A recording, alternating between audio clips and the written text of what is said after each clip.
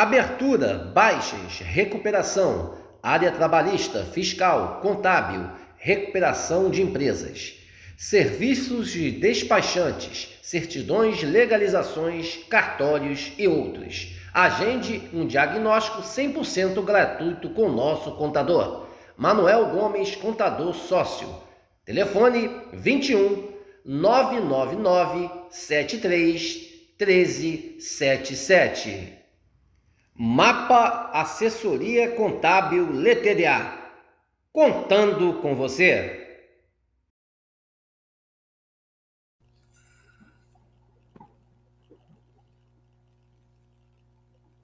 Boa noite, a imensa torcida Cruz Maltina de todo o Brasil e de todo o mundo. Aqui é Márcio Russo, no canal Russo Vascaíno, pedindo humildemente para você se inscrever aqui no canal, deixe seu like, deixe seu joinha e compartilhe esse vídeo aqui para mais amigos Cruz Maltinos conhecerem o nosso simples e humilde trabalho. Não só um simples vídeo, né? Uma entrevista com o nosso grande amigo, o benemérito Sérgio Frias, né? Que hoje vai estar fazendo esse vídeo aqui importante, né? O Sérgio Frias vai falar da situação política do Vasco. O Sérgio Frias aí numa junção junto com o Luiz Roberto Olivenciano, né? Para a gente tentar resgatar o nosso clube novamente a dias melhores, pois esses 3 anos foram 3 anos simplesmente para esquecer. Pode ter certeza. Boa noite, Sérgio. Boa noite, Márcio. Boa noite a todos aqueles que assistirão esse vídeo. E ouvirão e assistirão esse vídeo, e saudações vascaínas a todos. Vamos falar de Vasco, que é a nossa paixão. Sérgio, primeiramente, né, eu fico muito feliz, pois 3 anos atrás, antes do meu canal surgir, foi pouquinho, 2 semanas antes, teve aquelas eleições conturbadas do Vasco, dia 7 de novembro de 2020, e a gente teve uma cena muito nobre da sua parte, a parte ali que você se junta ao Luiz Roberto Olivenciano para a votação, aonde os outros caras que estavam participando do pleito saíram, foram embora, né? Deixaram as costas uma eleição que foi muito bonita, por sinal, que foi um dia bonito, o torcedor ali votando no seu candidato, mas lamentavelmente houve o que houve, e até hoje você sabe por que o Vasco está nessa situação. E eu quero saber de você, como você se sente, né, nessa junção aí como vice da chapa do Luiz Roberto Olivenciano. Eu acho que é assim, uma situação muito bacana, porque lá atrás a gente vê você e o Luiz Roberto Olivenciano naquele pleito, e hoje, aí faltando pouco menos de um mês para essa eleição, vocês dois aí juntos, aí, quem sabe, né, formando uma dupla para tentar resgatar o nosso clube mesmo.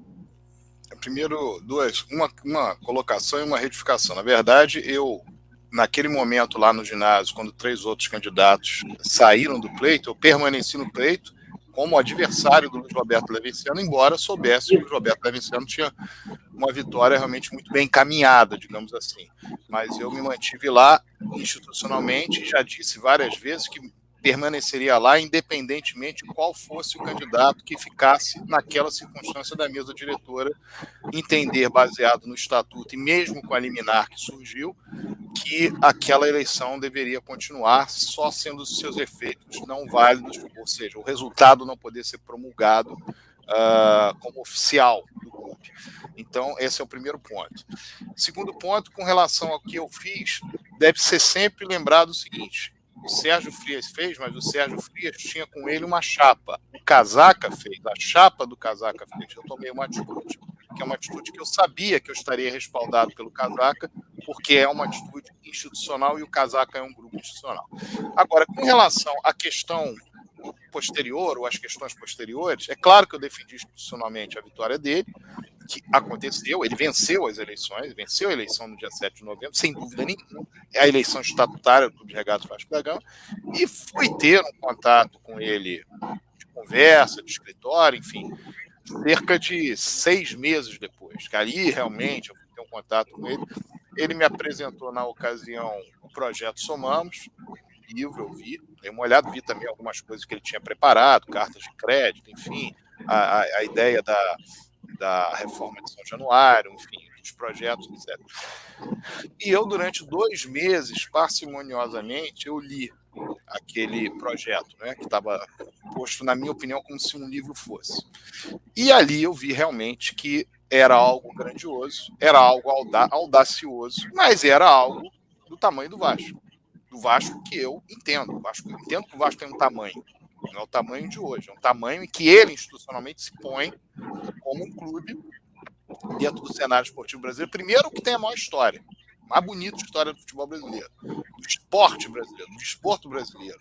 E exemplo para a sociedade brasileira. E depois, pela forma como você se posiciona, principalmente com relação aos seus principais rivais. Então, não é à toa que aquilo que eu defendi a minha vida inteira morreu sendo mais vencedor que perdedor contra os nossos principais rivais. Eu estava certo, que eu defendi algo que foi vencedor.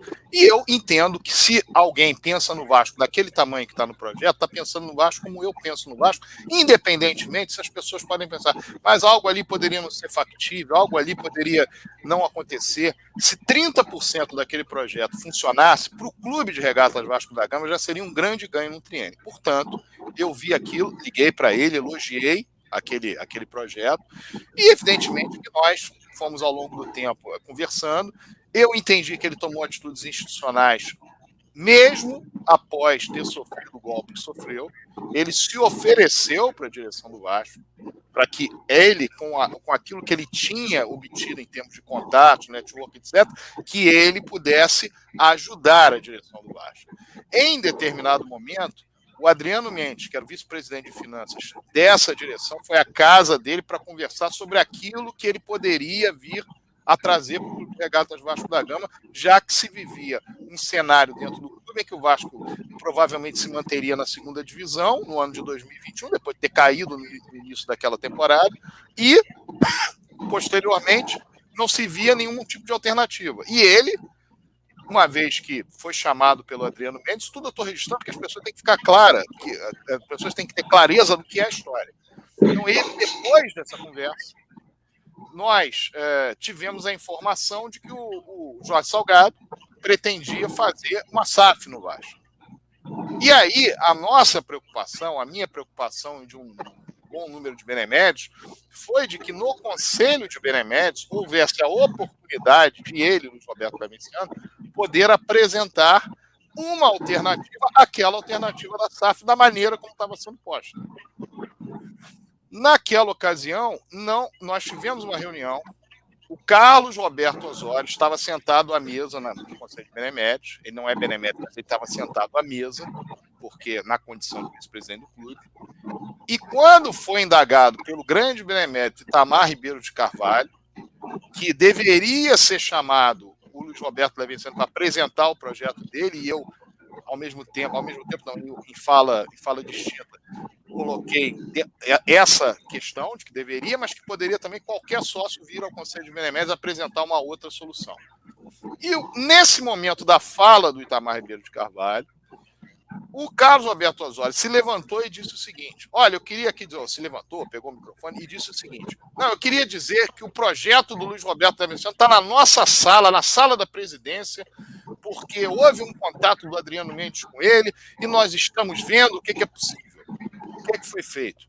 Absolutamente nada. Foi levado o Vasco a uma venda, que hoje a própria direção do Vasco já notou no que meteu o Vasco. Essa que é a verdade. Nós temos essa situação absolutamente ridícula de um aporte que tinha que ter chegado há mais de um mês, de esperar o último dia, vir pingado e não integralizar em desacordo com o que está previsto no acordo. E do que a gente sabe do acordo, do que a gente sabe do contrato. Porque esse contrato não foi mostrado ao público. Então, aquilo ali demonstra que o Luiz Roberto Damenciano teve um pensamento institucional. Ele não estava na gestão, ele não tinha, naquele momento, nenhum vínculo com a gestão, muito pelo contrário, havia sido golpeado, mas se mostrou pronto a ajudar.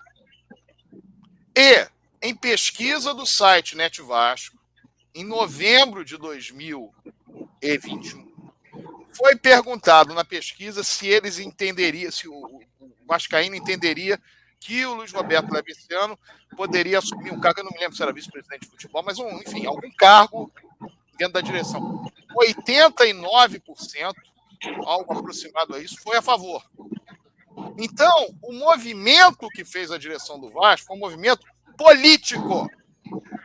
A direção do Vasco preferiu botar o Vasco nessa enrascada porque ela imaginava o seguinte: se eu trago para dentro da gestão essa pessoa que tem o que nós não temos, que diz ter soluções que nós não temos, e corre o risco de ele vir aqui e realmente fazer com que as coisas comecem a andar no Vasco, como é que eu fico politicamente?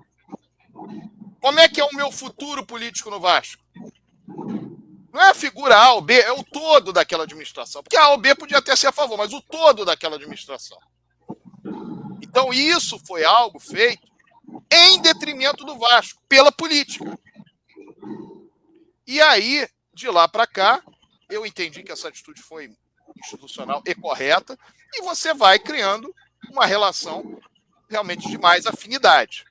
Então, mas por que, Sérgio Frias, lá atrás, você foi candidato? Porque eu entendia que determinadas coisas do passado nos coadunavam em eu apoiá-lo. Mas também entendo que as pessoas conversam, se entendem, colocam uma borracha em determinadas situações que aconteceram e tocam a vida, porque o fundamento não é a questão pessoal do Zeca, o fundamento é o Vasco. E aí o Vasco ficou em primeiro lugar e está em primeiro lugar. E para ficar em primeiro lugar dentro dessa eleição, aquilo que eu digo desde 2021, que tem de haver uma unificação da oposição, eu, de certa forma, busquei construir ou ajudar na construção disso. A coisa mais óbvia era eu, em janeiro de 2023, ter me lançado candidato, porque eu fui candidato em 2020. Mas eu entendi que isso fracionaria a oposição. Então, diante disso, a minha opção foi buscar a unificação da oposição. Espero que ela aconteça no todo ou na ampla maioria, respeitando desde já qualquer candidato que resolva ir mesmo assim para o pleito, sendo desse bloco de oposição, desse campo de oposição. Mas gostaria muito que todos estivessem juntos nessa empreitada para que nós tenhamos uma eleição em que não só a oposição vote conosco, mas também muitos que se arrependeram, muitos que entenderam, que foram iludidos, que foram enganados, que pensaram que uma coisa vinha e foi-lhes vendido uma coisa que era diferente daquilo que era a realidade, que essas pessoas também venham a compor, venham a ajudar, venham a apoiar dentro desse cenário político e eleitoral do Clube de Regatas Vasco da Gama, considerando como marco a eleição, evidentemente, no dia 11 de novembro. Ô Sérgio, a segunda pergunta que vou te fazer, voltando um pouco mais aí de um mês para essa eleição, como é que está esse processo eleitoral, aonde vai ser realizado, como é que o vascaíno, o sócio votante, vai poder votar, como é que vai ser esse esquema dessa eleição, pois muitas coisas aí, principalmente nessa gestão, eles não passam clareza, principalmente para o sócio que vota, né? Nós tivemos no ano passado 2 Assembleias Gerais Extraordinárias. E houve fraude. Eu vou repetir. Fraude. Fraude. Fraude. 2 mortos votaram numa Assembleia Geral Extraordinária, o que inclusive ensejou ações e etc. Situações que estão sendo discutidas na Justiça até hoje. E isso comprovou algo que a lei não tolera. A eleição online ela tem que ser imune à fraude. Se ela não é imune à fraude, não pode haver eleição online. E a eleição online foi uma invenção criada lá de trás de 2020, que mesmo com a reforma do Estatuto de 2022, você observa que o modelo da eleição presidencial está muito melhor elaborado e detalhado do que uma eleição online. E eu quero saber qual é o problema de você ter uma eleição presencial no Vasco. Qual é o problema das pessoas saírem para ir votar? Mas o Sérgio Frias e o Zoff Rio? Eu acredito que se a direção do Vasco estivesse pensando institucionalmente, ela olharia o quadro de sócios do Vasco e veria o seguinte: observe, nós temos 6.200 votantes. Desses 6.200, cerca de 500 são off-Rio, mais ou menos. Não estou fazendo uma conta, não estou fazendo a conta com exatidão, mais ou menos. 500 são off-Rio, talvez um pouco menos, talvez um pouco mais. Vamos fazer aqui um modelo absolutamente dentro daquilo que importa em saber que aquela pessoa efetivamente é a pessoa que está votando. Existem formas de fazer isso. Eu vou dar aqui mais um depoimento. A eleição do Conselho de Beneméritos em janeiro de 2021, os beneméritos ou iam a São Januário para votar, ou votavam de casa olhando a tela e dando o seu voto. Você tinha que ter ali a pessoa na tela e o voto dado. Claro, vai lá dizer, botar, enfim, normalmente você vai colocar, mas tinha que aparecer na tela. Então, quer dizer, arrumaram um jeito de fazer algo mais seguro, porque era de interesse deles, que a grande preocupação naquela eleição de Conselho de Beneméritos é que o filho de alguém votasse e tal, mas não tiveram essa preocupação na AGE seguinte. Não tiveram essa, tanto é que morto votou, não tiveram essa preocupação na AGE posterior e não mostra nenhum tipo de preocupação com relação a isso. Então, se tivesse institucionalidade, não é que não foi feito, já foi feito, mas se tivessem a preocupação com a institucionalidade, já teriam tomado uma medida baseada na questão dos off-RI. Agora, quando você vai discutir, é claro que o modelo presencial ele preserva muito mais a questão de quem está votando. De fato, quem vai lá no Vasco e não vai morto votar, que, aliás, é uma grande falácia, que mortos votavam. Morto nunca votou em eleição no Vasco, e, aliás, a Assembleia Geral Extraordinária não é exatamente uma eleição. Até a Assembleia Geral Extraordinária de 2023, nenhum morto jamais votou no Vasco. Eles podiam estar numa lista, porque, eventualmente, você não tira aqueles mortos que estão numa lista em função, efetivamente, de a família não ter feito lá um requerimento. E dou um exemplo. Na Assembleia Geral Extraordinária de 2020, que suscitou a eleição direta no Vasco, o nome do Eurico Ângelo de Oliveira Miranda estava na lista. E todo mundo sabia, creio eu, que o Eurico Miranda tinha morrido em 2019. Então, estar morto na lista é uma coisa, votar morto é outra coisa. Dentro dessa lógica, nós teríamos essa solução. A eleição presencial é como eu disse. É você que vai lá. Seu filho pode ter vontade de que você vote um outro candidato, sua tia, seu neto, seu pai, mas o voto é seu, você vai lá para uma cabine, voto secreto, você resolve o que você vai fazer, você pode estar dizendo durante todo o percurso que vai votar no candidato, chegar lá, mudar de ideia na cabine. Então, ali é o voto secreto, de fato, que é contado pelas chapas que quiserem contar. Se a chapa quiser ir embora antes, está frustrada, não conta, mas se quiser contar as chapas, podem contar os votos, e com a devida fiscalização, inclusive na eleição de 2020, só para dar um exemplo, houve uma fala de que os votos foram contados fala, inclusive, dessa do Jorge Salgado, de determinada entrevista. Aquela eleição, eu estava lá contando os votos também, 4 veículos da imprensa estavam a 4 metros da mesa de votação, de apuração. 4 metros, 4 veículos. 4. E não são 4 veículos desconhecidos. Não são 4 veículos. É Globoesporte.com, é Esporte News Mundo, Esporte News Mundo, era o UOL, se não me engano, o Lance. Então não era qualquer um que estava lá. E eles estavam vendo a contagem. Então, as coisas foram ditas de uma maneira então, que não cabia. Mas, fechando esse parênteses, nós, então, temos numa eleição presencial essa possibilidade. Agora, o clube poderia se organizar fazendo algo com o máximo de segurança possível para que houvesse, dentro de uma lógica dessas pessoas que moram fora do estado do Rio de Janeiro, a possibilidade, desde que dessem toda essa segurança. Se não conseguiram dar, então, infelizmente, as pessoas vão ter que viajar, então pegar um ônibus, um avião, enfim, alguma coisa, para poder votar no dia da eleição. E poderia até no Conselho Deliberativo ter sido achado uma outra fórmula, uma outra ideia, um outro jeito. Só que a grande preocupação deles é: vamos fazer a eleição lá, de preferência com a mesma empresa.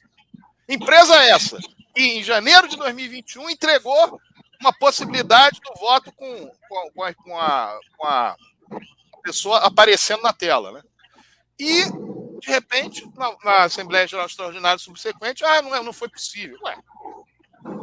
Então, não é que não haja possibilidade. É que, agora, só isso resolve o problema? Não resolve. Tem uma série de coisas que precisam ser feitas. Mas, fundamentalmente, existe uma fórmula para você fazer, Mas a eleição presencial, ela é a mais segura, indiscutivelmente, para que nós tenhamos um resultado apurado absolutamente legítimo. Ô, Sérgio, eu vou te agradecer aqui. Todas as entrevistas que eu vou fazer aqui, eu vou deixar um detalhe final. Eu fico muito feliz pela união sua junto com o Luiz Roberto Levenciano, e eu quero que você passe uma mensagem aos torcedores do Vasco, aos sócios votantes, pois daqui a um mês eu acho que a responsabilidade é muito grande. Eu acho que o vascaíno tem nas mãos o futuro de um clube, o futuro de uma instituição, o futuro de um órgão que todos nós aqui sabemos que o Vasco é gigantesco. E a gente passa um momento, um dos piores, se não for o pior da nossa história, a pior gestão de todos os tempos, com toda certeza, que foi essa de Jorge Salgado.